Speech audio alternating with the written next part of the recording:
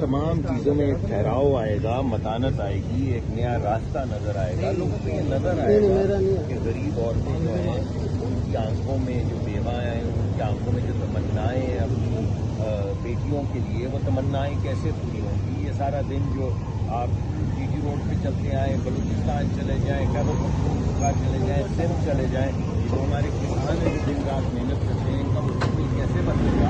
आज एक आपको रास्ता दिखाएंगे, एक रेडी बांध जो है, क्या उसका बच्चा अगला भी रेडी बांध बनेगा तो वो कैसे तरक्की करेगा, वो कैसे बड़ा अफसर बनेगा। एक कितना बड़ा क्राउड मुतवक्की है उसी देर में मियां साहब। कैमरा आपके सामने जरा लेके निकले ना पाएगा, बीबी रोड पर जरा मोटरवे पे रात को एक नहीं इंशाल्लाह भी रोड पे लगेंगे आज। लाखों का मजमा है। आप जरा क्या नवाज शरीफ साहब के पाकिस्तान आने के बाद इमरान खान की मुश्किलात में भी इजाफा करेंगे? यार इमरान खान की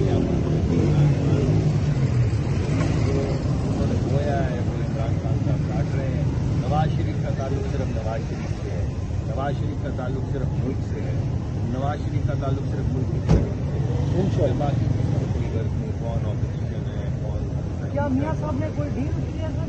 ये तो अब आपने 3-4 दिन से आप लगे हुए हैं, हम सबसे पूछ रहे हैं बार बार डील। एक बंदा जो 24 मैं बताता हूँ 24 साल के अंदर एक इलेक्शन लड़ने की उसको इजाजत मिली, डील थी है। 2002 का इलेक्शन नहीं लड़ा, 2008 का नहीं लड़ा, 2018 का नहीं लड़ा, ये डील थी। अरे यार बात तो करने देना यार, बात तो करने देना। डील कैसी, ये इस तरह की डील होती है। एक बंदा 24 साल में 4.5 साल जेल रहे, 8 साल जिला बत्ती काटे, ये डील करने वाले लोग अब समझते मियां साहब आ रहे हैं, मियां साहब आ रहे हैं, अदालत में पेश हो रहे हैं। उन्होंने हिफाजती जमानत किस चीज़ के लिए, अदालत में पेश होने के लिए दी, जो अदालत का फैसला। आपके बाद कब सब्सक्राइब करें और बेल दबाएं ताकि कोई खबर रह न जाए।